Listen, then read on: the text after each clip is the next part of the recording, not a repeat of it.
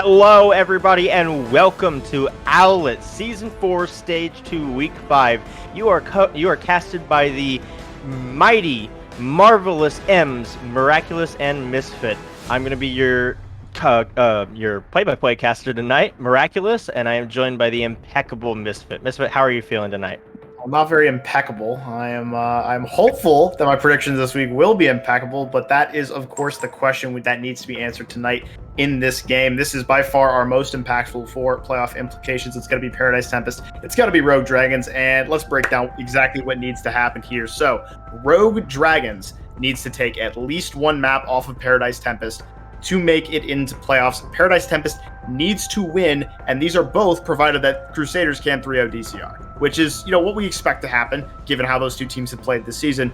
But that's kind of what we're basing this off of, is a clean sweep there. So regardless of what happens here, we're still gonna have to wait on that match to know for sure who makes it in. However, there have been a lot of discussions about this game on both sides. Rogue Dragons hyping themselves up quite a bit. The rest of the server not necessarily agreeing with them. So no, this is time for them. This is their opportunity to put the pedal to the metal and show everyone that they are a team that can compete at the highest level of this tournament. They have the opportunity to play against what most people think is at least the number 2 team in the league. And I really hope that they can put their money where their mouth is, or else they might be getting clowned tomorrow in the Discord.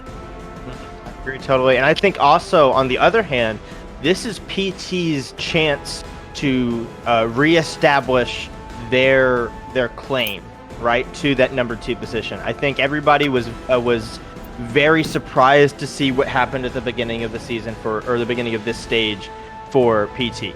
And PT, as a result, a little bit of that faith has been buckled.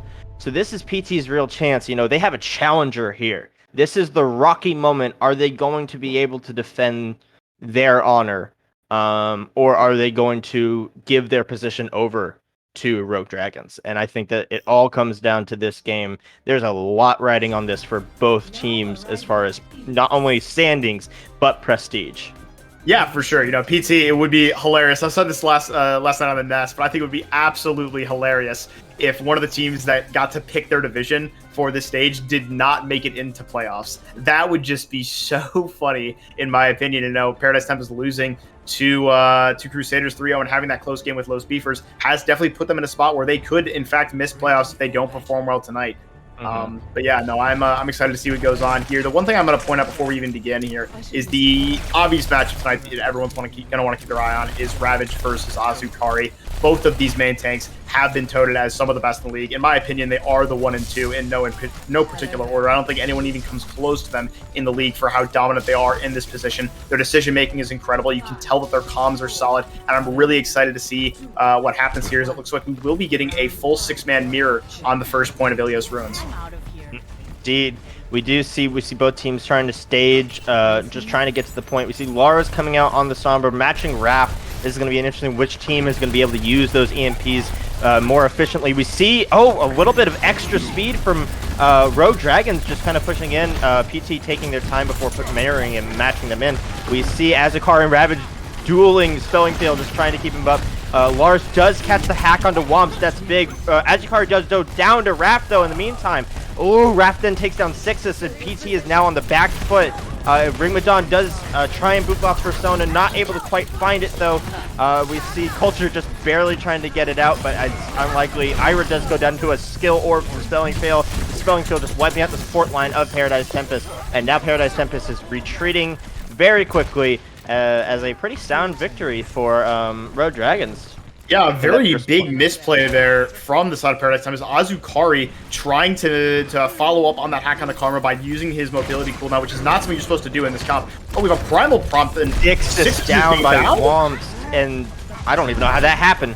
But we do see the Primal Prompt from Ravage just clearing a little bit more time and space. I don't know if that needed to happen since Sixus went down, but that was interesting. Yeah, that was definitely strange. At least you do get the ult out of out of Ravage, but, you know, Raph coming up on this EMP. The EMP from Lars needs to be big, and there it is. There's a big EMP, a 4-man EMP from the side. Karma does pop out the Death Blossom. We said trading Death Blossoms mirrored. Sixes finds Raph and Spelling Fail. Karma finds both tank lines on the side of PT. Which team is going to be able to do more with it? Persona does pop the beat a little late, not able to find very much with it. It stabilizes the team for a second, but we see Womp is now team back. He now hacked. Six is just looking for the to perform the.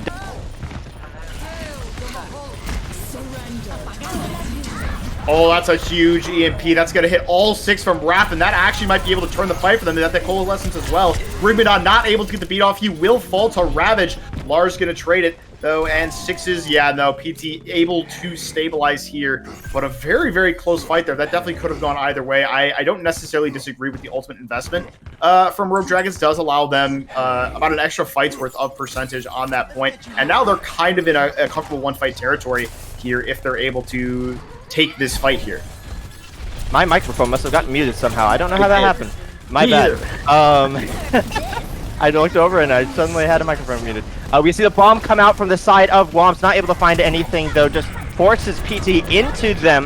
We see Azukari popping the Primal Rage. We see Lars following up with the EMP, does find 4, it's big, but it's a lot of ultimate investments from the side of PT. Karma does take down Azukari, Monkey in a small room with 2 shotguns, not going to work out very well for him. Persona with the stabilizing beat, just trying to keep his team up, trying to force in.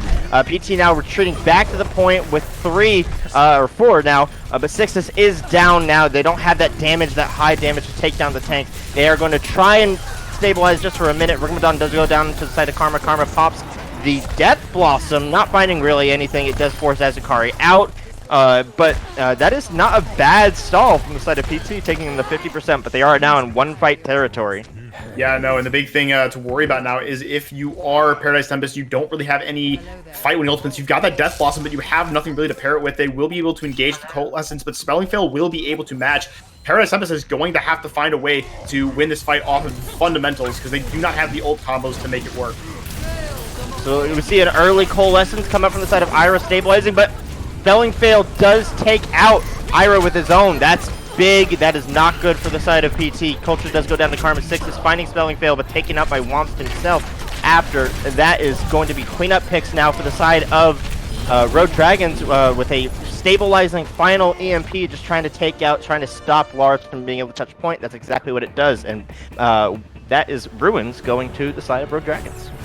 Yeah, that was definitely a very close first map there. It really could have gone either way. I think Rogue Dragons played it a little bit more cleanly. Definitely in that first fight, I think Paradise Tempest really screwed themselves with that lack of aggression we saw there. Azukari went in with his jump cooldown, which, you know, is not really something you want to do in the 6-man composition. Although all these characters have mobility cooldowns, they still play it like a brawl composition, like a rush composition. They want to use W to get in, not their mobility cooldowns. It does not play like a dive composition. They want to save those cooldowns for finishing off kills. And once Azukari used that cooldown and the aggression was not followed up by the side of Paradise Tempest, they instantly lost that first fight because it just made Azukari a sitting duck.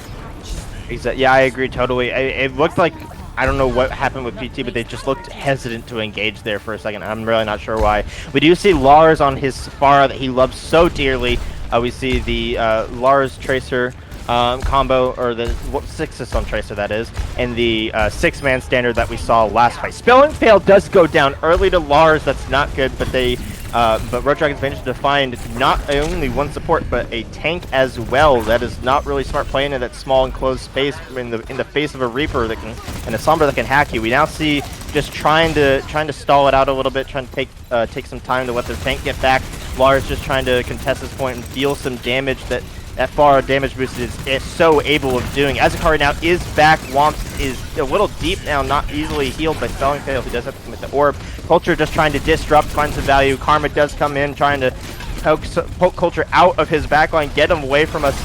But finally, trades start to come out. Ravage does take down Ira. Lars finds Raph. Womps gets a nice double pick on Culture and Rigmidon. Lars pops the barrage, but not able to find anything before being taken down by Karma. Ravage takes down Azukari, and Sixes goes down to Spelling Fail. Very slow fight, but eventual success for Rogue Dragons. Yeah, very smart play by Rogue Dragons. They're able to, use that cover to their advantage. There are two ways to really deal with the Pharah. To either play a hit scan that counters them, or to play faster in areas where she can't get the value. And they chose the second option. They have no counters to her, but they're able to just play around her well enough. Womp's eating enough damage to keep their team alive, and Rogue Dragons able to secure a nice first fight. Exactly. We now see the touching back in. Ravage coming in, interesting, with Persona coming in to meet him. Sixes tries to pop Womps with the eat. Womps with the eat. Oh, his culture goes straight into the pit after being hacked. Just trying to get out. Spellingfield does pop the Coalescence. It's a little bit of a, I don't know exactly if that was necessary, but we do see Azakari stuck now, body blocked by Womst and Karma, and that is going to take him down a little late and secure a bit 10% more for Rogue Dragons. Yeah, Paradise Tempest needs to kind of figure it out here. I really do not like the Ball Winston against the comp they're going against. I think the Diva's much better at stopping both the Sombra and the Reaper, but he does have the Mine, so better make good use of them, because you only really got 2 more fights here. They got the Valkyrie, they've got the Barrage, but they need to find some way to get value out of it, or else they're in trouble. Zukari positioning up, trying to push him out, but he didn't know that Karma was waiting behind him. We do see a big hack come out from the side of Raph.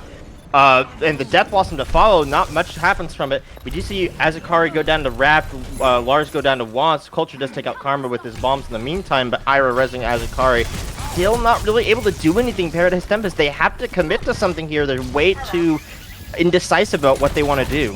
Culture is like going on an adventure in the Paradise Tempest backline. He's going to barely escape with his life, but even still, there is one more fight available. You only have Valkyrie, you only have Barrage, and even though the tank ultimates aren't that good from RD, they just look unstoppable right now. They're playing this so well.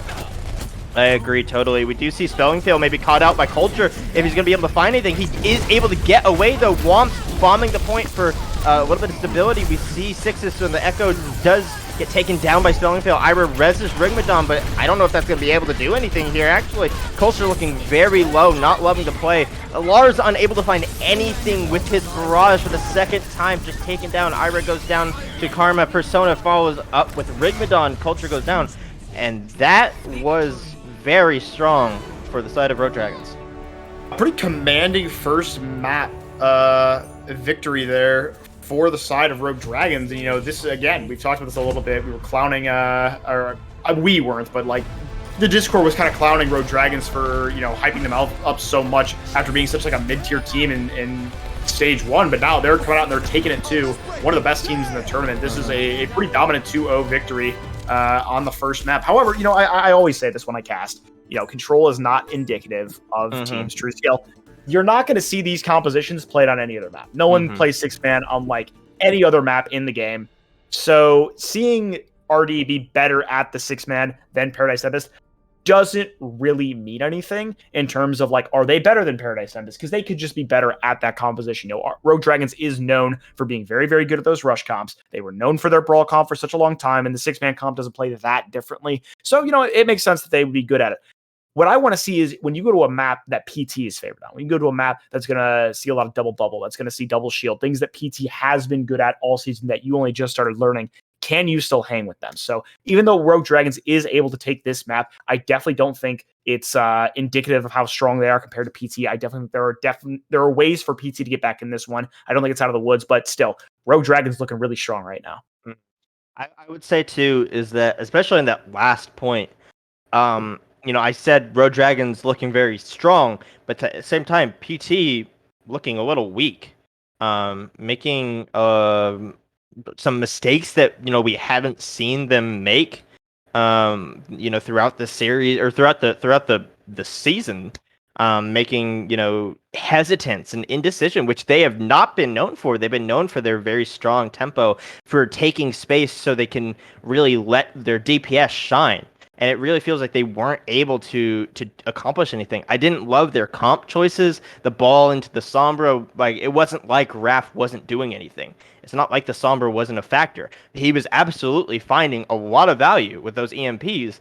And I didn't love, like, I don't think Culture was really accomplishing anything on the ball that couldn't have been, like, he wasn't taking away enough focus for his team to actually get anything done because of that Sombra. They were able to just, any time that Azukari wanted to stage anywhere, he was shut down by the Reaper and the Sombra, and it was not a fun main tank experience, at least from the spectators' view. So I'd like Yeah. to see PT take a deep breath and maybe like think things through a little bit more and make sure they don't get so caught up in what's going on immediately that they stop, thinking things ahead.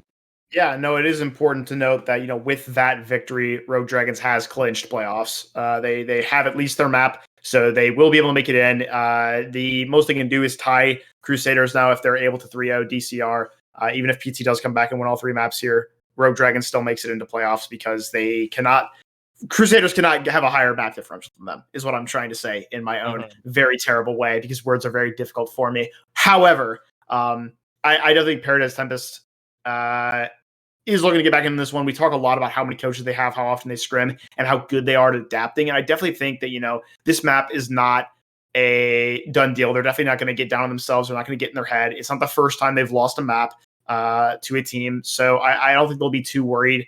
What's going to be the most important thing to me is like where we go for our next map. So we could be having Gibraltar and we could be having Rialto for our next 2 picks here. And both maps are kind of, I think they favor Paradise Tempest more than they favor Rogue Dragons, simply because I think the Rialto is somewhere that you can see double shield or double bubble, and both those things are things that Paradise Tempest has proven themselves to be good at throughout the season. I think that Gibraltar being so dive heavy is another map that we could see Paradise Tempest do really well on. Rogue Dragons did struggle on that map, although it was the one map they were able to take off of Beefers. That was more because of Beefers' mistakes than anything else. Their composition wasn't that well run. So, it's going to come down to that for me. I'm going to have to wait and see how Paradise Tempest decides to react to what they've seen so far before I make any sweeping judgments. But right now, although Rogue Dragons is looking strong, I think Paradise Tempest can definitely still work their way back into this one. Absolutely. I think that if I was PT and knowing PT's strengths and RD's strengths, I would say that personally I would go with Gibraltar. Because on Rialto, it's not easy per se, but you can force rush, which, even though Rogue Dragons has been working on other things, that rush is still probably, their strongest composition. So exactly, we do see we're picking Gibraltar. We are. If I was PT, I would go for Gibraltar just because it's more likely to make Rogue Dragons uncomfortable. Rogue Dragons won't have their real, true fallback comfort comp to rely on, whereas PT, who have a lot more versatility, at least traditionally, I think would be a lot more comfortable on Gibraltar over Rialto, and that's why I believe they have picked it. Yeah, something important to note here. Magic Turtle is coming in for Rigmadon, which is something I didn't expect to see. Magic Turtle did play mostly Diva in stage 1 for Paradise Tempest. Culture has come in on the off-tank role. I haven't seen too much of Magic Turtle this stage, and Rigmadon is one of the best flex sport players in the league. So this is an interesting swap here. I don't know Magic Turtle that well, so it's possible that they were off-rolling on that off-tank and they're actually a support player. Which, looking at their profile, actually makes sense considering they are 3.3 on that role. Definitely a support player. That would be delicious. Trade. Wow, very strange one there. Definitely did not expect that, but that does confuse me for what they might run here because Rigmadon has played all season in their double bubble compositions or just their dive compositions on that Brigitte. So I'm curious, Ira, typically the main support according to them, although her weird hero pool does make that strange. I'm curious to know who will play what. Maybe I don't know. We've seen Ira on Brig and Ana, and we haven't seen Magic Turtle, so I'm not sure who will play what here. But it's Gibraltar, so I am expecting dive, and I'm almost positive we're going to be seeing Brig of some kind because you're expecting a dive mirror. Obviously, Brig being better into the mirror than Mercy, simply because you can actually stop a dive and protect your Ana rather than just having to res her when she inevitably gets killed. So we'll have to see though. Maybe we'll be seeing some very strange things. Maybe I'm completely wrong, and we'll see some brawl for both teams. But I sincerely doubt that will be occurring. I think we are going to be sticking to gentleman's agreement to both run out on brawl. That'd be beautiful. I highly doubt it as well though. Yes, so I think that the Magic Turtle decision is an interesting one. I think PT maybe, when you scrim 5 times a week, you're bound to not practice the same thing. So maybe Magic Turtle was we've seen a lot of stage 2 sort of reveals from both teams, and so maybe Magic Turtle is PT's reveal. Secret We are weapon. seeing a pretty much traditional dive from the side of Rogue Dragons, the Diva, Winston, Tracer with an Ashe, Ana, and Brig to protect them. Whereas PT has opted for a Ball, Winston, Echo, Ashe, Moira, Ana. So that Ana's on the side of PT is going to be a little bit more vulnerable. Yeah, definitely an interesting thing. This isn't really dive. What we're going to see here is mostly we're going to see we're going to see Sixes and Lars look for opportunities to get a lot of damage in, and then we're going to see the tanks follow up on it rather than the tanks diving to make space and having like a Tracer come in the backline to follow up on it. So it's going to be a lot more slower, a lot more pokier, a lot more pick oriented, which I do think favors Rogue Dragons. Actually, I think Raph and Karma are both a little bit too good for this to be Paradise Tempest's game plan. I think that PT is also going to have some trouble. We see some early kind of staging from both teams. Lars has, really excelled on the hit scans at times, so I'm eager to see if he can really make it work. Speaking of, he does find an opening pick onto Raph with no mercy to res it. That is going to put Rogue Dragons at a disadvantage for this first fight. Azukari jumping in, trying to make some space, find some value, although they are forced to sort of back off as Womps goes in and is demeched. However, Persona able to take out Azukari, so now both teams are down a tank. Ravage trying to poke onto Lars, not quite able to find the kill. Lars is now poking out Spelling Fail, or at least attempting to. Culture with an early bomb does not really able to find anything. Sixes does take out Ravage and Karma though. Lars is down. Very scattered looking fight, but now PT is able to move in 5 with a res onto Lars, so all the way back up, able to move in. That's going to force Rogue Dragons out. Womst is just trying to stage, so is Ravage coming in, but not able to do anything, and that's going to take the first point for PT in pretty solid movement. Yeah, Persona needs to get off of Brig, like right now. The comp from Paradise Tempest, it may have dive tanks, but it's not a dive comp. Persona is not going to have the ability to keep her Ana alive against the onslaught of damage from a damage boosted Echo or Ashe, and I really think they need to give Raph a mercy pocket of his own if they want to have him have a chance against Lars, because as we all know, that's just a disadvantageous matchup regardless of who your players are. Yeah, Nano coming out onto Ravage. He does go after Magic Turtle down below, like we predicted, that Ana being very vulnerable. We do see the res on the Lars. Karma able to find him, and then Ira not quite able to find the second time though. Missing the dynamite onto Magic Turtle. We see Sixes pop the zoning bomb, I guess, on top of the space shuttle. Not really able to do too much. Azukari now alone on the point, just trying to stall it out. Cultured there with him, maybe trying to build up a remake, but not quite able to do it. Just stalling out the point. They do get it remarkably close to second, but they are forced to back out.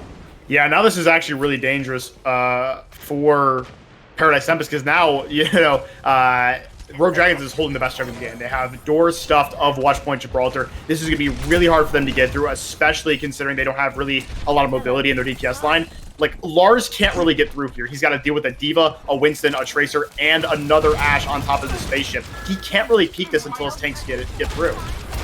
We see the sort of a mirrored beginning of the last engagement with Azukari getting Nano, going on a Spelling Fail, not able to find the value of those Spelling Fail, is able to get away. Or not! We see a mirrored Primal from Ravage does get Lars, so both trades out, but Ira does notably have that res and is able to revive Lars, so that's not looking great for the side of Rogue Dragons. Womps also goes down to Sixes and Culture. That's really not good. Now, even though Ravage is back, they are having to really kind of stuff this door and try and get things back together. We do see the Bob come out for the stall, but it does not touch the point. That's not good. Rogue Dragons or PT can just kind of move past that now. Culture dueling Womps on point.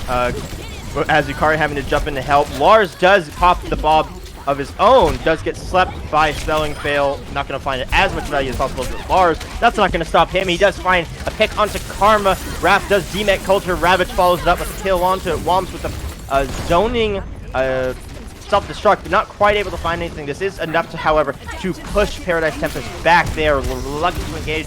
without their diva. We see a Brigitte copy onto Sixes, not able to find anything though.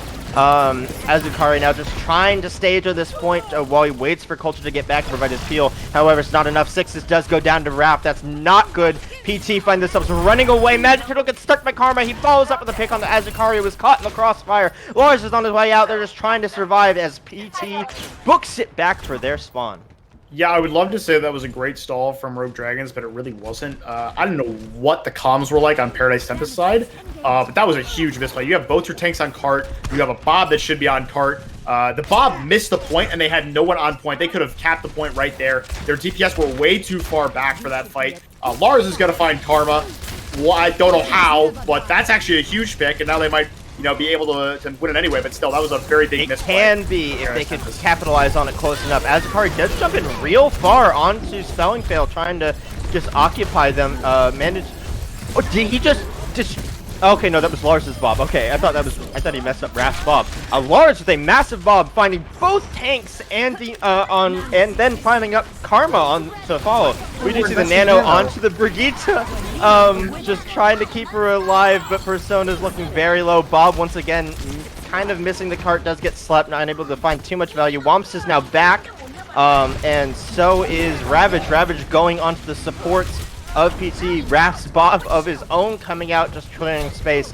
Dueling ultimates from both of these teams, just mirroring one after another. Neither really able to find the value that they need, but because Rogue Dragons is on defense, they're just able to clear space and just get them off the point. And PT, once again, are now on their last legs and their last push for their offense. Yeah, they needed to get on Spelling Field there. Spelling Field made an excellent play of nanoing Persona and keeping them alive, but it could have been completely stopped if Culture had just gone onto Spelling Field and just sat in front of them. Then he can't heal Persona if he cannot see Persona, and Culture has to know that. That's a big misplay there. Excellent early DMEC and kill onto Womst.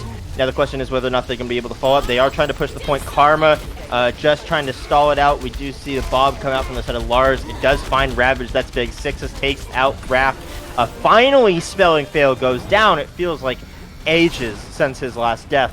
And Persona jumps off the edge to reset. Finally, that's just a win of second point for PT, but it was close. Yeah, definitely not as good as you'd like to see there. I do want to point out right now, Ira has been doing absolutely stellar right now for the side Paradise Tempest. One death this entire map so far, even with all the fights that Paradise Tempest has lost here. Big shout out to that. And they have their Valkyrie, which they're going to pop to try to stave off this nano aggression. But Azukari's going to fall to Karma. That's not good. Raph then takes out Magic Turtle. PT has to back up now. Let them use their ultimate. Sixes, however, investing the bomb or the duplicate and then the bomb into this. Womst just trying to survive, not able to live though. Now PT does get a quick recontest because they do have that spawn advantage. Azukari though, just getting melted whenever he tries to go in. We see the Bob come out to zone. Persona jumping in, getting that Inspire procs up. Karma chasing Lars out. Culture popping the bomb. Culture? I'm not exactly sure what his was there, but Karma now forced to back off just a little bit. The Ash random headshot could be unfortunate for him. Why would you not just save the ult? I don't know. Oh, that's really bad here. The Nano comes out, but it gets slept. Culture's on the ball now, and Sixes will find Womps, but PT definitely had a disadvantageous situation here. Azukari's gonna have the primal, gonna have to pop it in the face of the Nano Ravage. Gets slept again. It's like clockwork. That is so unfortunate. Sixes trying to fight Ravage on the point, but he doesn't have anybody really backing him up to help confirm this kill. And Culture now, they finally, maybe calls over and says, guys, I need some help.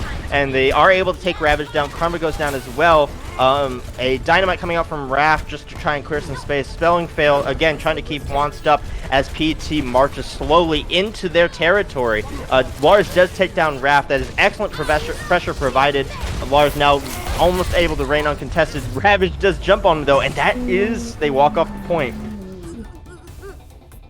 That's unlucky. Paradise Tempest, you're making me a little disappointed here, if I'm completely honest with you. I mean, there were a couple of misplays there, but that takes the cake for the misplay of the map. Definitely, walking off the point in a completely winnable fight is definitely not what you want to see there. But yeah, no, I have to go back to that culture remake play. I'm honestly not sure what was going on there. You have 30 seconds left in the match, and I understand that bomb, consider the remake change especially, bomb is kind of being used more for remake than for actual plays. But when it's one of your only ults left and there are 30 seconds in the round, why would you not save it just to like buy your team space in the next fight? Like just to shoot over like for a Hail Mary. Yeah, because she's not even worried about getting staggered there because like the bob is there, you just die to the bob. It's like I don't understand. Like it must have just been like a reflex action. I'm sure maybe it was. Yeah, I think it was it had to be a panic. Just oops, I didn't mean to do that because there's no tactical set because Ravage was right there, able to just put a cap on it, like a bomb defusal squad, and it didn't accomplish anything. No, so, it definitely was not the ideal play there, I would say. Now we can see Paradise Tempest over onto a double hit scan look. Not quite sure about this one. Yeah. But, I suppose Sixes and Lars are very good at the characters they're on right now. Maybe we could see something good happen here. We're going to see the teleport to the opposite high ground just to give that first catwalk duel here for Rogue Dragons. Doesn't look like they're actually going to take it too much. They're just going to push card for now. I really would have liked to see the Reaper come out earlier for last on PT. Like, it was able to accomplish a lot of value against Ravage, who just never seemed to really die fast enough. But speaking of dying fast, Spelling Fail does go down to a well-placed damage-boosted headshot by the side of Lars. Nobody is contesting point, though. Ravage and Karma just sliding it underneath. Nobody really looking at them too much. I guess they don't really want to contest yet. Azukari eventually jumps down, and that's enough to shoo them away, but in the meantime, that is, a decent amount of progress gained for little to no effort. Yeah, I mean, this is still fine, though. As, like, Lars now has this sightline for free. The card can no longer be used for cover by any of the members of Paradise Tempest. They're going to have to take this high ground now from Paradise Tempest, or Rogue Dragons, rather, needs to take the high ground from Paradise Tempest if they want to have a chance to push this card again, because if not, I mean, Lars is just going to free fire them. Karma is going to try to push the cart and take some presence away, but I'm pretty sure Culture's just going to drop on it. And Magic Turtle's repositioning to look at him, too, I believe. Womps now, though, able to take space. Sixus is pressured off of the high ground down onto low by the roll, just trying to get out of Karma's way. We do see the Nano come out on the Womps, just trying to find some value. We see a zoning bomb come out from the side. Lars just trying to clear some space for the team, does get slept, though. That seems to be all that Bob is doing this match. Ira does res Azukari in a very large pick. Or very large counter decision, I should say. We do see the fire come onto Ravage. Whether or not he's going to be able to die is another story. The heals from Rogue Dragons are so consistent. Karma does find Azukari with the Pulse Bomb. Lars finds Raph, but Womps takes him out for the follow. As Sixes with a Deadeye onto the Tracer. That's pretty big. But that's the question of whether or not they can take out these tanks that they need to. Culture does use a zoning bomb, not really able to find anything, does force him at the point, but it does give Sixes the room Cowboy! that he needs. Oh, the Nano Cowboy. That is delicious. I love to see it as a McCree player. And that is going to clear the point. Oh, look at this stagger. It's so good. By the way, I just want to point out real quick, you know that stupid remake change that's in the game? Yes. Remember how the patch notes were like, oh yeah, we're putting this here because we don't like the Divas getting staggered. Here's a spoiler alert, Blizzard. She's still getting staggered. Take it out of the game. Yeah, it didn't change anything. Now you just have to go full rant fit, but yeah, all jokes aside. You just get Divas inting into the enemy team to try and press Q on them. Yeah, no, it's absolutely terrible. I really want to know who thought giving Diva a Doomfist ult was a good decision, but we do see now Karma just trying to engage. We do see the kind of clearing bombs by Womps. Not really able to find anything, though. A zoning Deadeye by Sixes, just clearing some space. It's really just buying time. They are down to under a minute for Rogue Dragons. They have to make something happen here. Ravage looking very low there until he gets nanoed. Now Culture is Karma finding a double pick on the Sixes and Magic Turtle and Ira. That is a massive decision. Karma finding 4. That is going to be the hero play that Rogue Dragons needs to take this out. Lars now not able to really do anything besides take a few more seconds off the clock as Azukari falls. What a hero play by Karma. I mean, I've had discussions with Sempra about who the best DPS on Rogue Dragons is. He swears that it's Raph, but every time I'm just like, no. Raph's good, don't get me wrong. But Karma is just so consistent at finding those big plays on Tracer. He is such a nasty Tracer, really good at those flank characters. Sixes is going to find Raph Very cool. Thank you, Torbjorn. The Six is changing over to the Torbjorn. That's an interesting decision, but trying to clear some, just consistently take space and maybe disencourage, or you know, just trying to clear some space and prevent these dives from being, you know, just really sitting on Magic Turtle every time, because Spelling Fail has just been able to be uncontested and find such consistent value. We do see a zoning Bob come out from the side of Lars. Maybe not super, you know, gonna pop up in the kill feed, but it does buy some time. Ravage now trying to jump in. He does get nanoed, but boot down. Coach Gun is a very strong ability, one of the best in the game, you could say. But it's not gonna matter because he's able to just jump around and find Lars. Karma does take out Azakari to mine. That is one monkey down for the side of Paradise Tempest. We do see the Molten Core come out already for the side of Paradise Tempest. We see rallying to take down her father. This is brutal. Persona versus 6 is up here in the ship, and he eventually falls. We do see the Bob come out from the side of Raph. It is just clearing space on the point. Excellent, excellent. Womps does get demeched by the side of Lars, and somehow Six's turret was still standing, but not really able to find the value it needs, as Raph's Bob clears off Magic Turtle and lets them take the point. Yeah, this point, though, is where we're going to see Paradise Tempest comp show up a lot. Six is there, just absolutely dominating the 158 HP targets from the side of Rogue Dragons. But yeah, no, I think the Torb turret and the Ash get way more value here. Obviously, we are seeing a much more brawly hybrid composition. Lars now going to be on the Kree, make it even more brawly, and they will be able to basically guard this golden box of victory as hard as possible. There aren't a lot of routes for Karma to get in. Even even if they do, they have to deal with a turret and a McCree and a break. It's going to be so hard for Karma to find that value now. Azukari does engage up to push Womps off the high ground, but he is a little bit vulnerable now, and it's going to leave his team open to pressure from a nanoed Ravage. However, Sixes with the great Molten Core able to just clear space and let Lars take hot shots at the enemy as they scatter like hens. That's very clean. And for a team that I would say has been having less valuable engagements than Rogue Dragons, that worked out really well with their split focus for them. Yeah, that was a really nice ult there from Sixes. Really nice use of the Molten Core there. Lars almost to a high noon. Is going to be up there with Azakar to make sure that Karma can't just go up there and poke him out now. But that does make a little bit vulnerable to the dive from Ravage. And now Lars actually in a little bit of trouble here. Yeah, Azakar just trying to help Ravage out, or trying to help Lars out. But Ravage now looking very dangerously low. He does go down. That McCree Winston is very difficult to deal with. Carmen able to find Ira with the Pulse Bomb. That is a big pick. The slap Deadeye from the side of Spelling Fail, having a great game today. He really is. Azukari now forced to back out. Lars is now a little bit exposed, but he'll be able to get back to point. And now looks like Rogue Dragons is starting to come in for staging for another fight. Yeah, a little bit of a misplay with DM there from Culture. Not too bad, but still they're going to want that high noon back a little bit here, especially with the rally going in. But Culture's going to find Spelling Fail, and the Molten Core is going to come out as well, but he will follow Womps. And Bob is in the Molten Core. That's not good. He's going to be, well, I was going to say he will be melted, but he's able to still find a DMAC on the Culture and Azukari in the meantime. Lars able to find Persona. Oh, they got a touch here. Womps very low. Ira rallying, able to take him down. Not looking good for them. Azukari now looking very low. This is running into low fight territory. If they can get any, if PT can get any stagger kills here, that would be massive. But it doesn't look like it's going to happen. Azukari getting out because Xanti's just trying to survive.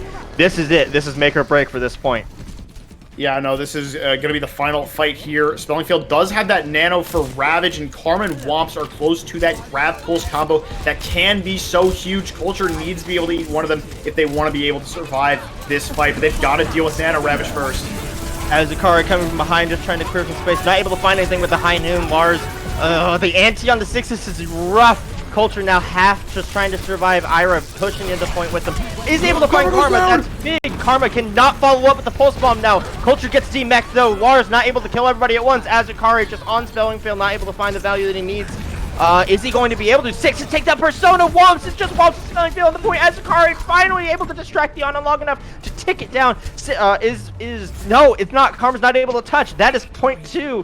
And map 2 going the side of PT. Wow, that was close. I mean, it's kind of just Lars's world, and we're just living in it here. Really? I mean, that was exactly what the doctor ordered. Not only does he find the the second half of the old combo there with the grab. He finds like 3 more and helps out Six's takeout too. Like that is exactly what they needed to happen there. Lars able to make the hero play when it matters most, and they're able to take a very close map too. Like I said, this is a match that we expected to be really close, and although Rogue Dragons looked so dominant on that first map, this one was definitely a lot closer. Some uncharacteristic mistakes from both sides, but unfortunately for Rogue Dragons does go the way of Paradise Tempest. They are able to pull this one out, and now the ball is back in Rogue Dragons' court. It will be their map pick for a 1-1 series. That was just great to watch. I don't know if I would call it great Overwatch just because of the pure amount of mistakes that were being made, but it was fun. It was really fun to watch. It was so close there. I really liked seeing the hero plays on both sides. Karma able to find a lot of value, but Lars does not stop. He just doesn't turn it off. And Sixes too with the it can't be denied the turret or the headshots were just delicious on the Torb, just cleaning up that Tracer time and time again. So I think that maybe PT could be like, oh hey, that was a great warm up map, and now we're ready to kick it into high gear. Or Rogue Dragons could bring it back and be like, no, we let you have that one. We're gonna take it now. So I think this will go great either way. Yeah, no, and we will be talking about this game a little bit more here. Our map pick will stay secret for now. There is, of course, a halftime break coming up. I don't know what the hell just happened there. Ooh, my respiratory system's playing tricks on me.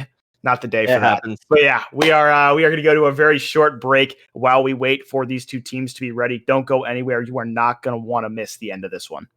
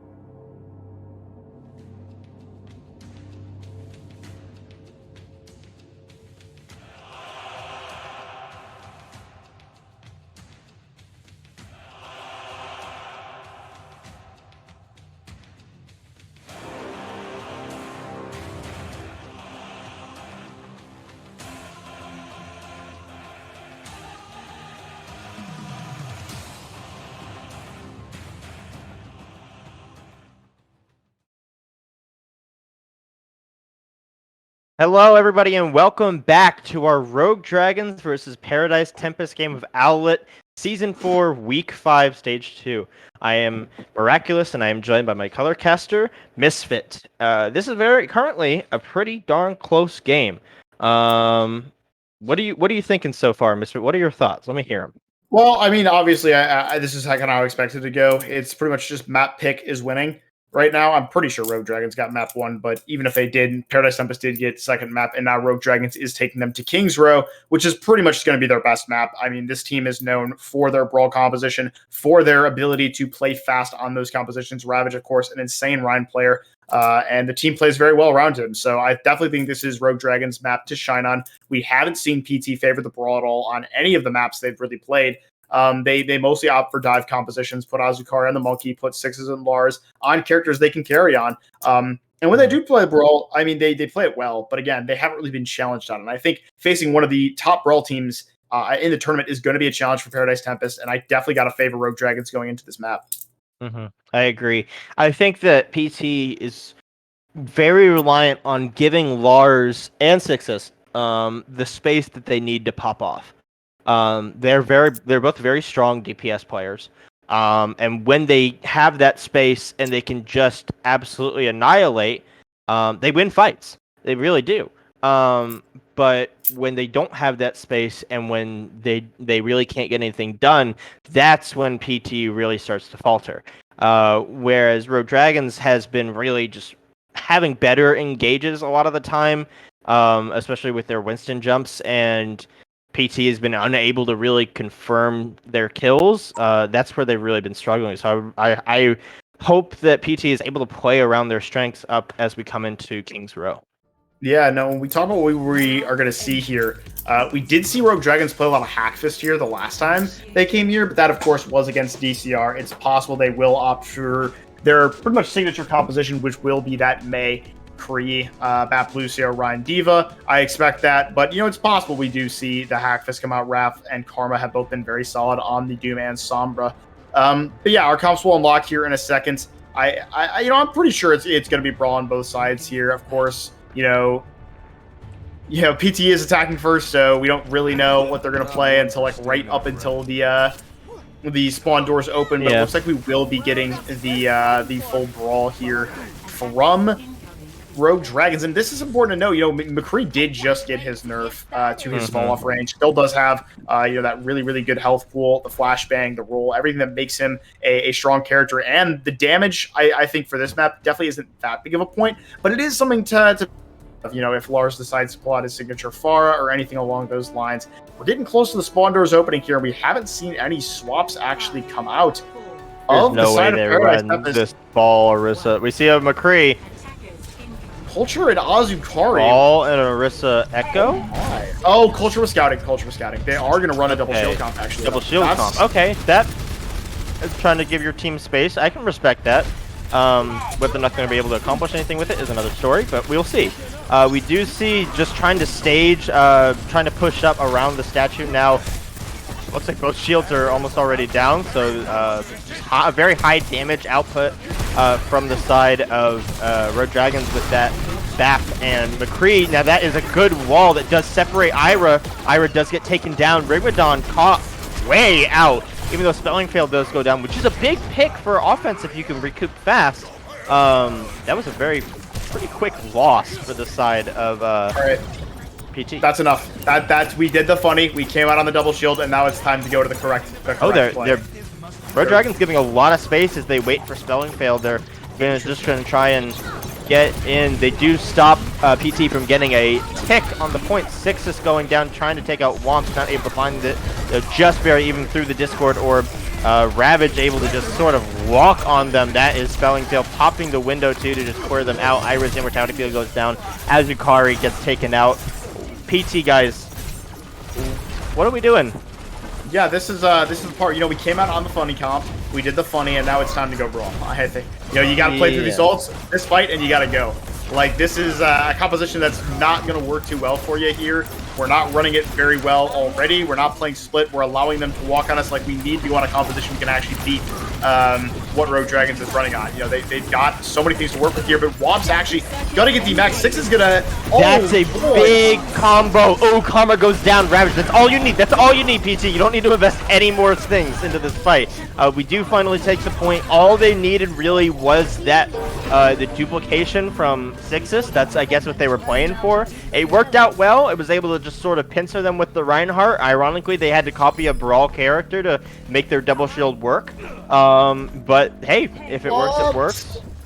Wobb's feeding just a little bit too much there, dude. Did a little bit too much trolling, but you know, I still think the same thing applies. Even though he got ults, ooh, what can you really do about it? That slam from Culture, not able to find anything really, though. We do see Rigmadon pop the Transcendence, just keep him alive. Ravage finding himself a little too far in. Raph is on the high ground, able to just sort of take pot shots, but he's going to find himself backing up quickly now. Does not able to get back in back to his team in time as Persona very hastily speeds away. Karma, and at one point spelling failed, but I don't really know what spelling fail was doing there. Yeah, definitely. This is getting a little interesting here. You know, they are doing a good job of winning these fights, but really, like, I'm not liking how they're playing this. They need to be playing a little bit more split. They only won the last two fights because they used their ults very, very well. Now they don't really have any ults. They have to rely on a Deadeye here, and I don't think that's going to do very well for them. You know, look at how they're playing. They're 6 grouped up, and their composition does not brawl better than what we're seeing from Rogue Dragons. I think this is definitely a fight Paradise Tempest to lose. Oh, we see them kind of spread out. You know, hard to Earth Shatter into 2 shield. It's unfortunate. Ira does get caught out. I didn't love that rotation onto the high ground. You were just the only target for them to see. We do see Karma taken out. That's no Maywall for this upcoming fight. Lara's popping the High Noon. Is able to find Raph with it. That's valuable. Spelling fail being targeted by Culture does able to find it. Ravage goes down 1 by 1. Road Dragons is going to fall. And after a pretty slow first, second is taken without little contest. Yeah, this is very surprising. Rogue Dragons definitely not playing this very well. They did have a good rotation there, but they're not abusing the Lucio hard enough. Like they can speed directly through these shields, but they're like unable to have a fight here. And now they're just gonna match double shield. Excuse me, what they're doing. I don't really like the keeping of the Lucio, but obviously it's just so they can play through beat. Definitely gonna want it for the flux that Culture has, but I would expect to see Persona switch to the break here pretty soon. You see the match double shield here going to play a little bit interesting. We see the back-to-back flux. Well, that was rough. Sixes, just 2 Sigmas in your face. Can you name a more nightmare situation besides 2 breaks? That was rough from this side of Paradise, but a very sound fight win and short of. Oh, what an excellent pull by Azukari that rolls it into third with 3 minutes on the clock remaining. They made the double shield work. I don't know if Rogue Dragons fell apart at it. I don't know if I'm impressed or if I'm just mad. Disgusted. Like, I don't. Okay, like let's not like take away from Paradise Tempest. They obviously did a very good job with how they were playing. I don't necessarily agree with how they were playing. Like, you know, it's okay to play Double Shield as a brawl, but if you're going to do that, you need to have a break. They had a Zen. You cannot brawl in Double Shield with Zen, yet they did. And they were winning. It's all about enabling their DPS. That's all it is. Yeah, I mean, like, I guess if it's not broken, don't fix it. But at the same time, this is like that. You know, the meme. It's where like you use the wrong formula on a math test and you get the right answer. That's what Paradise Tempest just did. Yeah. Like, they played that completely incorrectly, but they played it so well incorrectly that Rogue Dragons couldn't beat it. So I mean, like, yeah, to an extent, I'm impressed, but also. At the same time, Rogue Dragons making a lot of fundamental mistakes with their composition. Yeah, where was their tempo? The whole time they should have been speeding onto them, forcing Paradise Tempest to not be able to take space, forcing into them, not letting them get that poke. And instead, they were playing very slow. You had the Mei, you have the Kree. You can get so much done with that. And nothing. Now we are seeing torture. You are kidding me. On defense, is Paradise Tempest trolling? I don't think so. I think this is the secret comp they've been waiting to pull out all They're season. just that good? Oh, Ira does go down though. That's not good. Karma does go down to the hands of Culture. we do see a little bit of an interesting decision here. Womps gets DMX'd by Azucar. Lars does find Persona as he waits for Ira to get back for that damage boost. Doesn't even need it, just the Discord orb was enough. And we really do see PT's comp revolve around enabling their DPS as Ravage just barely makes it out with his life from the hands of Azukari. Yeah, Ira getting caught out early there on the wrong sniper to be pocketing there. Was on 6s, and that allows Raph to get a clean hack off. Now Raph approaching this EMP. Spellingfield has the nano, so the dive composition that we're seeing here can definitely find some value, especially with Clutch getting hacked there. This is a very dangerous situation now for Paradise Tempest. Yeah, PT just a little too unawares of the Sombra, letting her stage and get value, not playing around her. Azukari does find Karma, and Rubidon takes out Ravage. That Discord orb is not fun to play into. And oh, actually, no. You know what that was smart. That was smart. I was like, why would you just walk into a dragon? He's resetting. He's resetting, he doesn't want to give ult charge. That's very, very smart. Azukari now hacked, feeding ult charge to Raph, but ult charge already has EMP. Yeah, I do want to talk really quickly here. Paradise Tempest doing a very nice job of playing around their snipers, but their comp does get countered by a dive composition. So Rogue Dragons does have the resources they need to be able to beat this. They just need to find a way to get onto one of these snipers and be able to deal with them. Azukari not allowing that, though. EMP shutting down Azukari's hook and whole hog. Redwood does pop the EMP to sustain his team. Culture goes down anyway, but it's res by Ira. That is going to be a very valuable ability that's now been taken out. Womps goes down to Lars. Oh, what a great headshot. Now, Six is trying to find the value, but does get taken down by the Ravage. There's just too much damage with the monkey. Culture does manage to find Karma's duplication with his mines. That's big. Karma goes down, but gets rezzed by Persona. This fight is all over the place. Azukari is dueling Womps a little bit on point. Karma does take down Rigmadon. That Zenyatta is a huge, huge target. And after way more fight than we expected, well, Sixus is now back on point, just stalling out, but Culture, Sixus are now the only ones on point. That's hilarious. And that is going to be an eventual point A take for Rogue Dragons. Yeah, now they will be switching on to a bit of a counter coming here. Yeah, they're going to be on to the Orisa Diva, so they're basically going to be... this is going to be a very weird brawl composition that we're going to see with the Orisa here. It's kind of going to be a bunker brawl hybrid where they have the potential to brawl like a double shield brawl comp does, but they're going to be playing more on negating the spam from like the Echo and the Sombra and stuff. Culture can deal with it much better than he can on a Sigma. Ooh, Ravage with a great... Oh, what a combo! We get the Nano Monkey into a massive 6-man EMP. It is the first time we've seen that EMP come out so far, but it's only able to demech Culture. That was a lot of ultimates. There was a lot of damage that came out onto Ravage, so he could not push that aggression, and they unfortunately will not have anything there. The anti-nade might be big, though. The shield's already down. Oh, that's a big... No. Massive bomb. There was nothing they could do. They were all half health. The shield had already been deployed from Azukari. Wow, that was rough from the side. A great play from Womps there. Excellent deal. Very, very good decision there to go for that bomb there. Waited for the shield to go down and just tossed it. No one was ready for it, and that was it was probably just a missed ult track, if I'm being honest. They probably didn't know the bomb was there, or else they wouldn't have been playing like that. But now they're gonna find a way to retest it with no ults.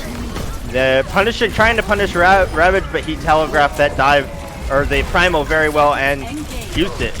Lars now popping the high noon in an attempt to zone out the monkey, not able to find the value that he needs. So Azukari and Culture just trying to survive on point. Karma popping the remech kill onto Culture. Popped it, but Womps was the remech kill onto Culture. That was a double remech. That was a double remech. I did take it out of the game, please. I'm so bad. I can't take it anymore.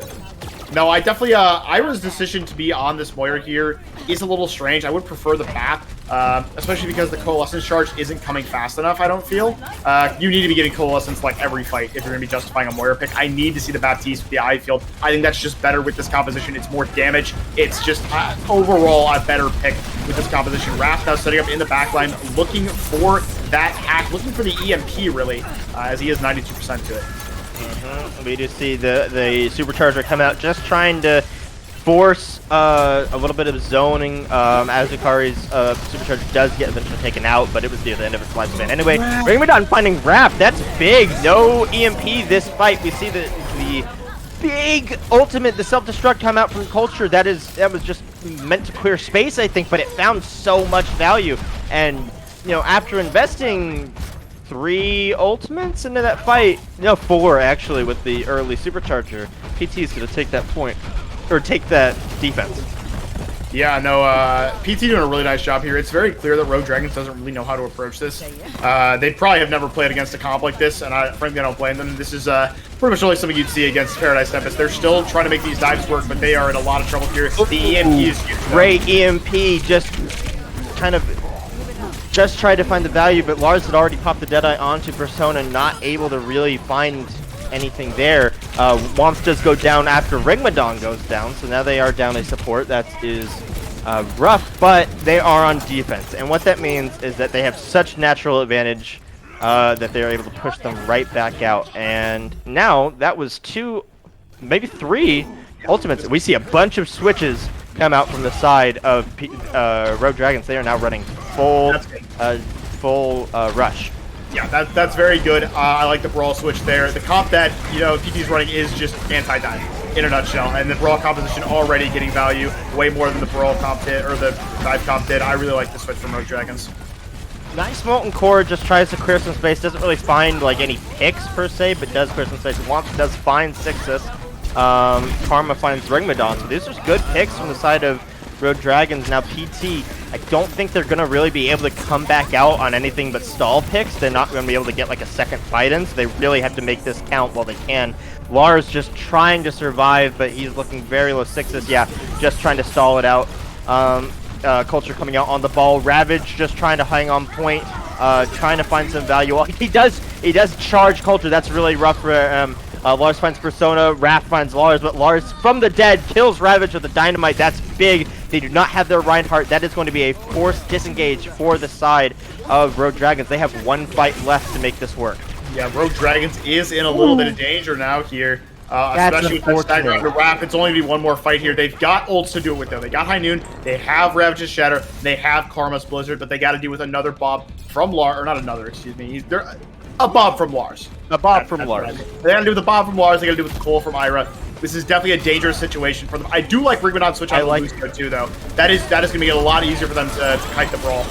I actually also like the Junkrat pick. I think that is just going to really help melt down just so much extra damage in this fight to balance out the extra heals on the side of Rogue Dragons. We do see a Earth Shatter come up from Ravage, not able to find Ira though, even though he was shattered, and Lars is uncontested on this high ground, just able to rain hellfire and destruction on his enemies. Spelling fail, the last one alive on point will go down, and that is map 2 King's Row. Rare Dragon's Choice going to Paradise Tempest, or map 3. My bad. Yeah, and I mean, that is definitely not what you want to see. If you're Rogue Dragons, we're seeing a little bit of Monster Hunter come out from Paradise Tempest, as they are kind of looking really solid. I wouldn't say they're dominating, but they definitely look like they were in control of most of that. Although it is 3-2 with it being fairly close there, I think that was pretty... I don't really think PT was sweating at all. Their time bank was way better. They seem to have control of that for quite some time there. And yeah, I'll be honest right now, Paradise Tempest making the adjustments we expected from them. You know, I talked about this after the map. Rogue Dragons coming out really strong, able to take a commanding lead, 1-0. But control, not indicative of the other map types. You know, comps that are valuable there are not valuable on the other map types. And so far, PT has been just getting better and better as the series goes on. Gibraltar was close. King's Row, really not that close. And now Rogue Dragons has to, you know, get the 2 maps they need to win somehow. This is going to be difficult for them. It is match point for PT. It is Rogue Dragons map pick. We'll see where they have to go to decide their fate. It's going to be Hanamura. They don't even have a question about it, actually. Yep, they're just instantly going for it. I made a joke about it earlier about how map 1 was a warm up for PT, and if they take this home soundly, I think it would come true because they're getting better. I think PT's versatility is really coming out to shine for them. They're finding value on these weird compositions and they're making them work, and it almost looks like a page out of Growlu's book. to be honest, is they're throwing off their opponent. Their opponent has trouble playing into these things that probably they haven't practiced against, because who plays that in scrims? And it's throwing Rogue Dragons for a loop. So Rogue Dragons has to refocus and find their footing again. Otherwise, I don't know how this is going to go. Yeah, and 2CP is a scary map type to have be your like final map of the series, potentially, because especially on Hanamura, there are so many different strategies a team can run, especially on first point. Like obviously, I think double shield defense is what I expect from both teams, especially Paradise Tempest. And I expect some form of Symmetra to come out from both teams, either on defense or offense. We see it on both sides in Overwatch League right now, but that's a pretty recent change. I don't know if these teams have really been scrimming that recently. But I think with all the different ways first point can be played, it's hard to prepare for all of them, and it's easy to be caught off guard, especially against a team like Paradise Tempest that definitely has a lot of different strats and knowledge of how to attack this point. So I don't know if I necessarily agree with it, but that's something you're going to get on a lot of 2CP map types. I believe our other map in this series is Volskaya, and I think that kind of goes the same way.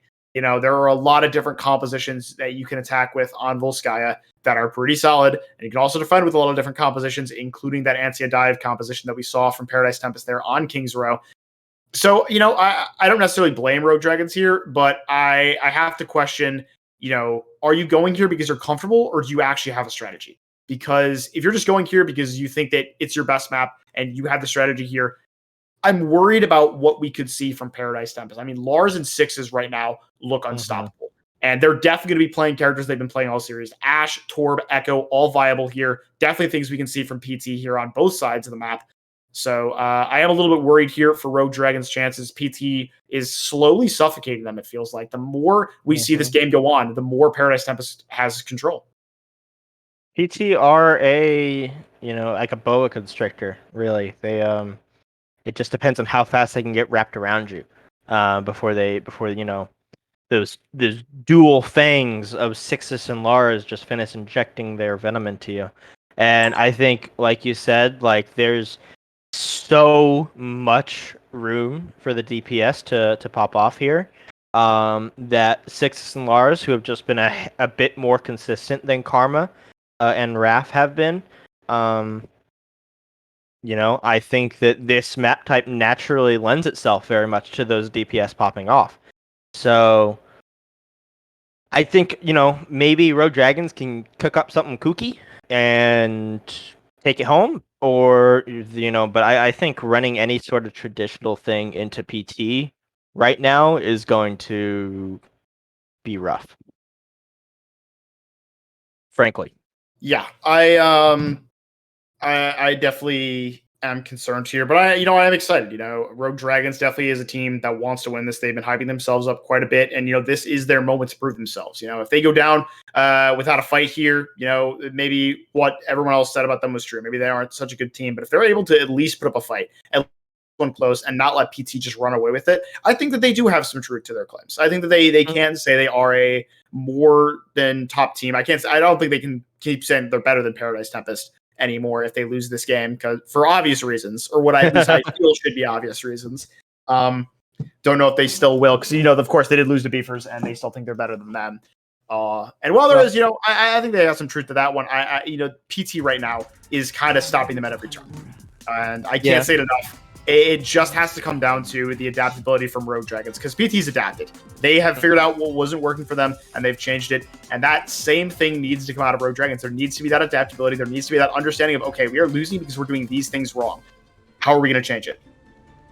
Yeah, I agree, and I think that, Rogue Dragon, you know what they say, right? They say, like, you demand a lot so that you can take what you want, right? You go over the top so that you can settle firmly where you want to be. And even if PT beats them, or beats Rogue Dragons this map, I think that, at the very least they took a map off of them, right? Very soundly at that, even if it was control. And Rogue Dragons has definitely established themselves as a different team than they were, and as a much better team than where they used to be. So I think that no matter what the outcome is, both teams should be, not like shameful of what happened this game.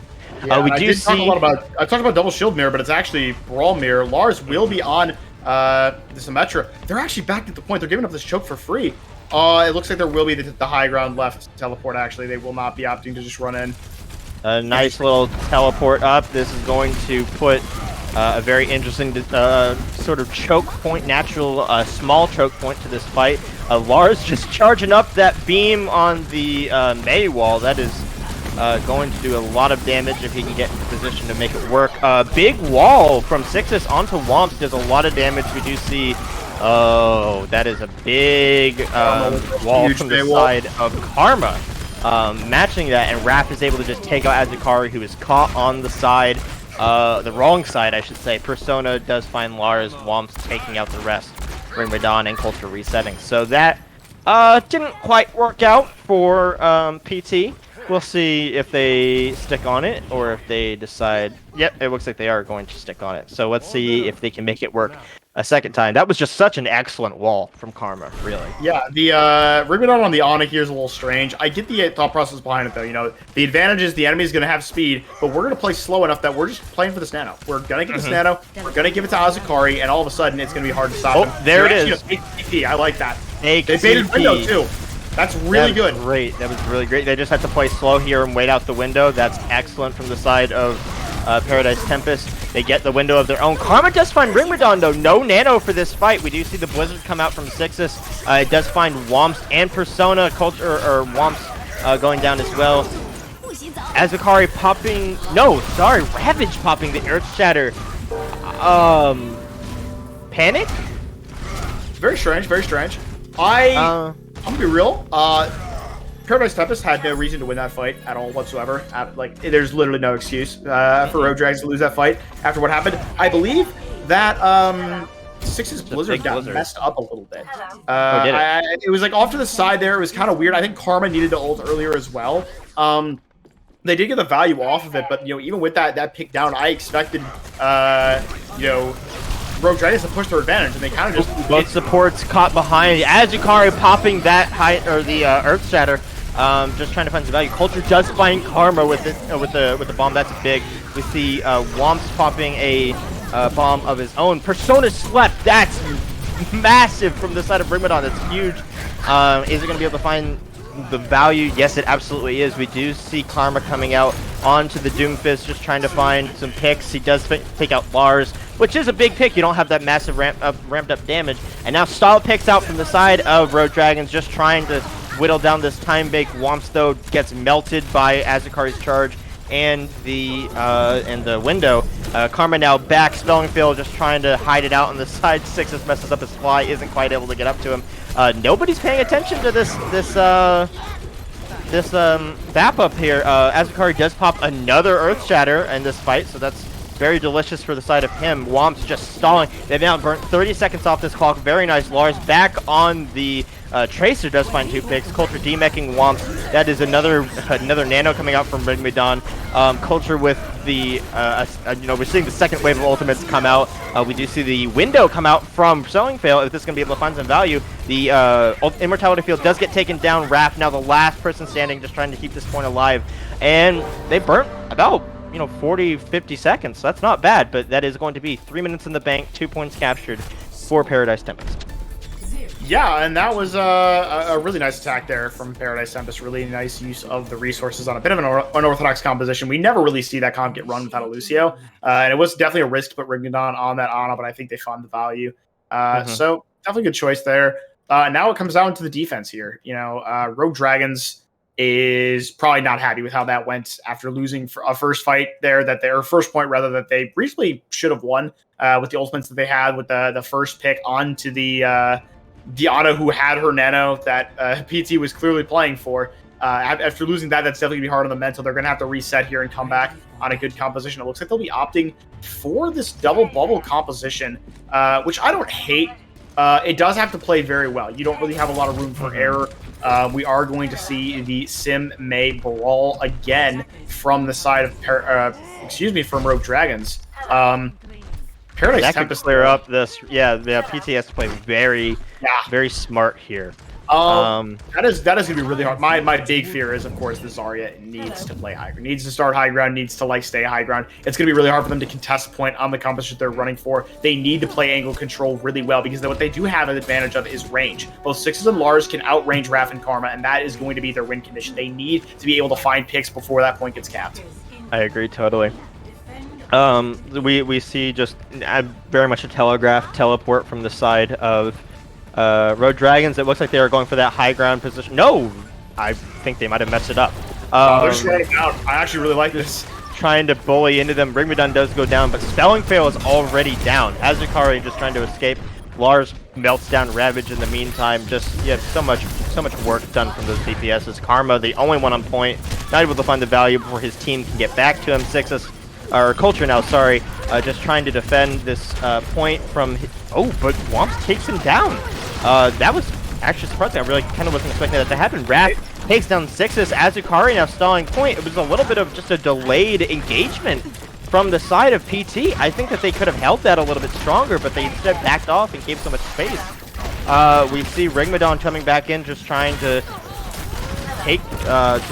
knock some time off, but that was surprising. I didn't expect that to happen. Yeah, that was definitely not what I was expecting either. Neither of these teams really understanding how to defend this point, it seems. And that now I really don't like the composition I'm seeing from Paradise Tempest. The ball is even worse here, especially on the second point.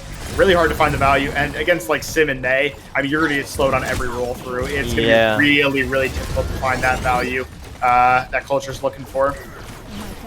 Raph does have the wall. We can see him probably about to engage with it. Yes, there it is. Azukari does dive on him, trying to take him out, but it doesn't. We see the beat come out from Persona. Does keep his whole team up. Ravage finding Ira. I don't love that Ana pick right now. I don't think it's really accomplishing much. Spelling Fail takes out Sixes. That is unlucky. We don't have the DPS for Paradise Tempest. Able to work with what they do. Karma finding a pretty good Blizzard onto Azukari, just really finishes him up. He does get taken down by Culture. That's rough. Dixis nanoed just clearing out space, and that is 2 CP for you. Those reinforcements just able to take out that point, even though in any other game mode that would have been a pretty sound victory.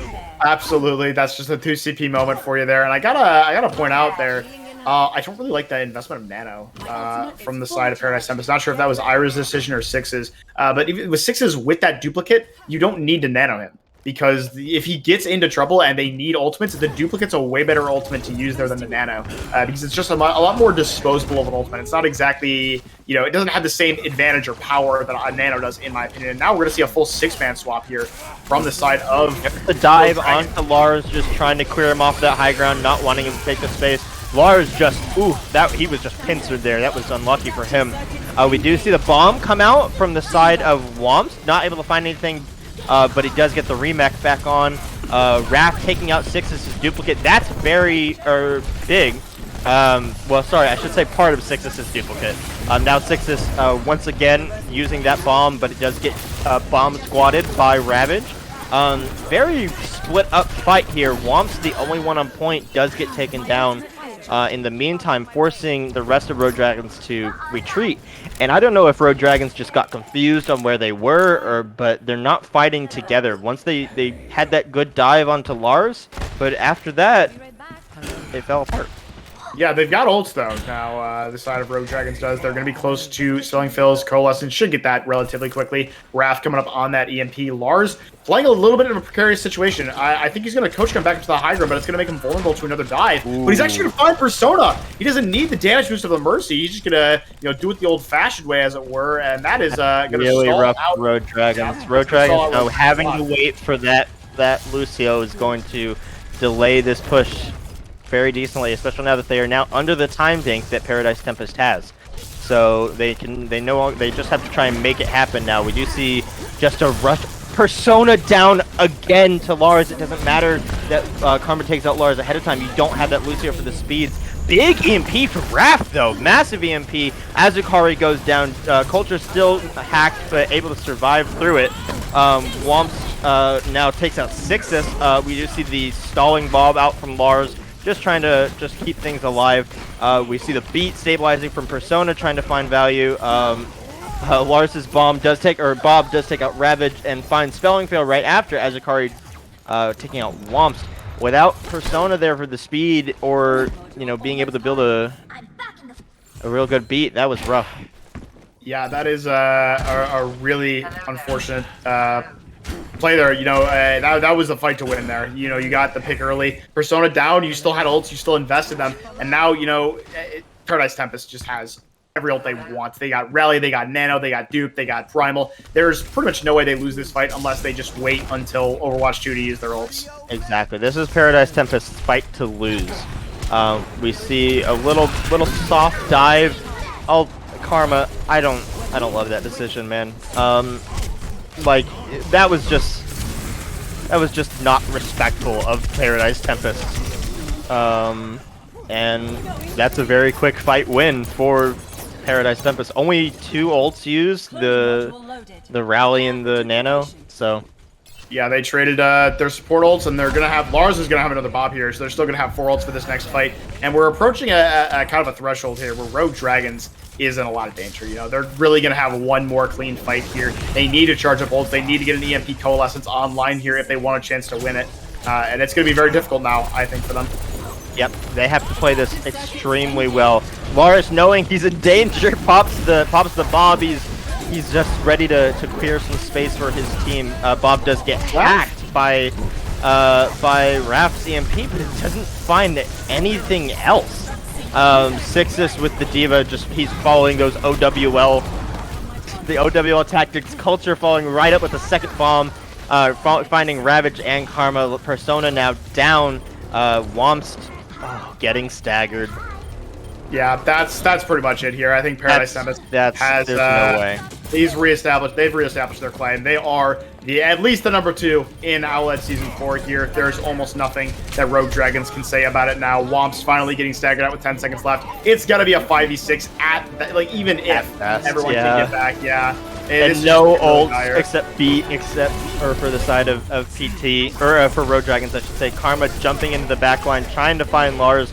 He's tunnel visioning a little bit at this point. He does take him down at Culture finds Spelling Fail, though. This could... No, there it is. Sixus finding Persona and Karma. That's all that they need. Azukari half-heartedly committing onto Ira, not really able to find the value that he needs either. Ramadan popping the Rally. And after a really strong start from Rogue Dragons, PT reminds us who's in charge. Yeah, I mean, that is a really, really a statement game, really, from Paradise Tempest. It started in favor of Rogue Dragons, and they adapted, they came back, and the rest of the match just looked like it was in control of Paradise Tempest. I never really felt that worried for them. Gibraltar was a little bit scary there for a bit. I thought they could have lost that one for sure, and definitely that's going to be the one that Rogue Dragons looks back on and says we should have won. But yeah, this match is going to go in favor of Paradise Tempest. They're going to clinch their playoff spot. Actually, both these teams do clinch their playoff spot with this map set. This was the exact map set we needed in order to have both these teams make it. It is a 3-1 in favor of Paradise Tempest. So I believe that knocks Crusaders out of playoffs indefinitely. There's nothing they can do now, even if they 3-0 DCR. The map differential will tie RD, and RD is winning overall. The tiebreaker, I believe, is head-to-head, so I think that makes RD the team that gets in. So, at least there's that. Rogue Dragons will have another chance to be able to learn from this for sure and get back in there. I mean, playoffs is a hell of a consolation prize. You know what I mean? But, Rogue Dragons, even though, through, PT reestablished dominance, you got to remember who you're playing against, right? This is Paradise Tempest. These guys were Achilles all through stage 1 until Team Growler found their heel, right? You can't, this loss is, it doesn't, detract that much from you as a team. You played really well against one of the best teams in the league, So I don't think Rogue Dragons should be too down on themselves about this. They did a great job, and, this was a tough opponent to go against, really. And, some games are really one team loses it I think this game was both teams coming straight at each other, and PT just was stronger. So I don't think Rogue Dragons like threw this game. I don't think PT stomped them or anything. I think that in the head-to-head, PT just happened to win it. So Rogue Dragons, don't be too hard on yourselves. You did a great job, and it was really entertaining Overwatch to Yeah, for watch. sure. And we will be getting a short interview here with Sixes in Culture. We're gonna have to throw it to a very quick break before that. Gonna be about 30 seconds, so make sure you don't go anywhere. We're gonna have some members of PT back in here very shortly.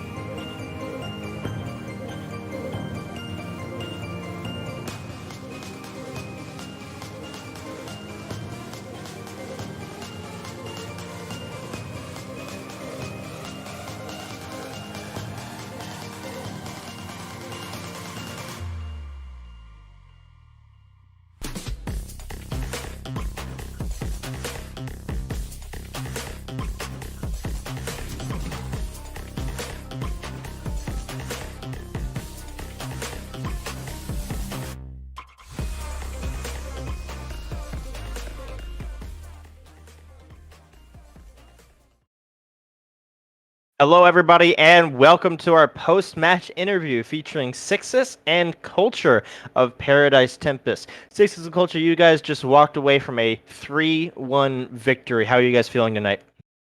Well, we're feeling so good. Yep, exactly what he said. That's great to hear. So you guys got off to a little bit of a rough start, getting 2-0'd on Ilios.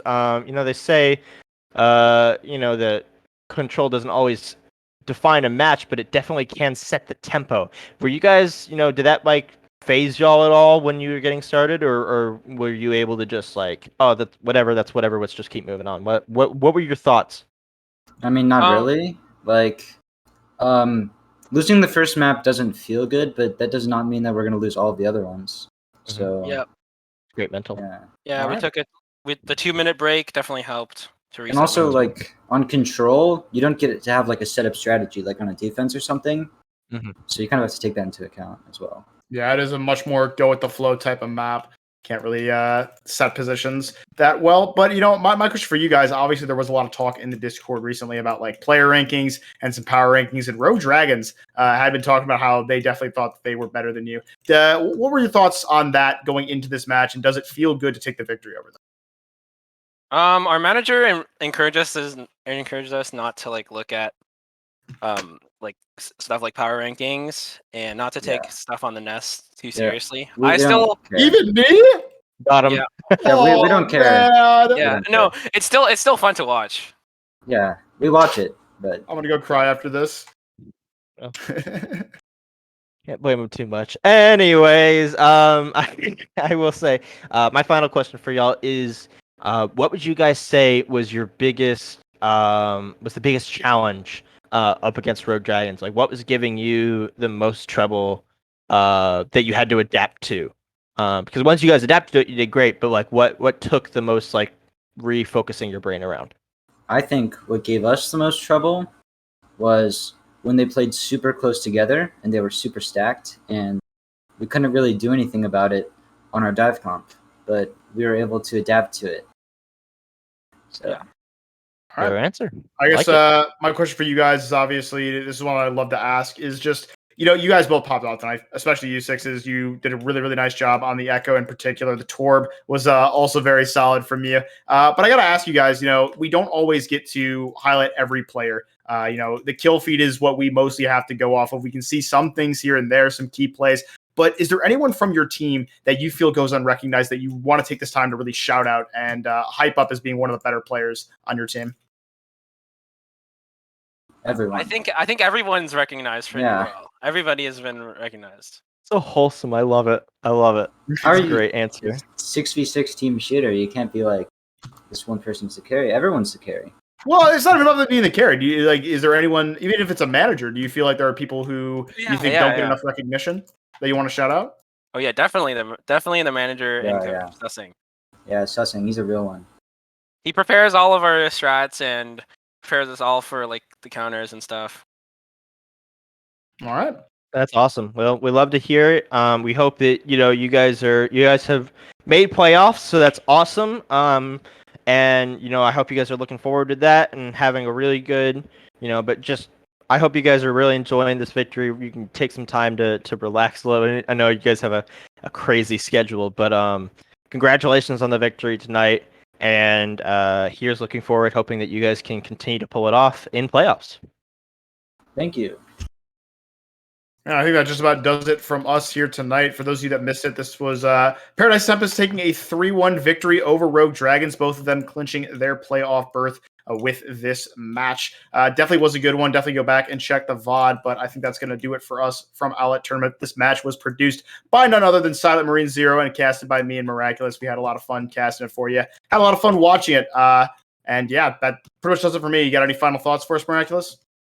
I think that everybody in this league is doing great, and I think that no matter what, nobody should count themselves out or just because standings. I think that everybody in this league has been doing great, and that everybody should be proud of the performance that they have done.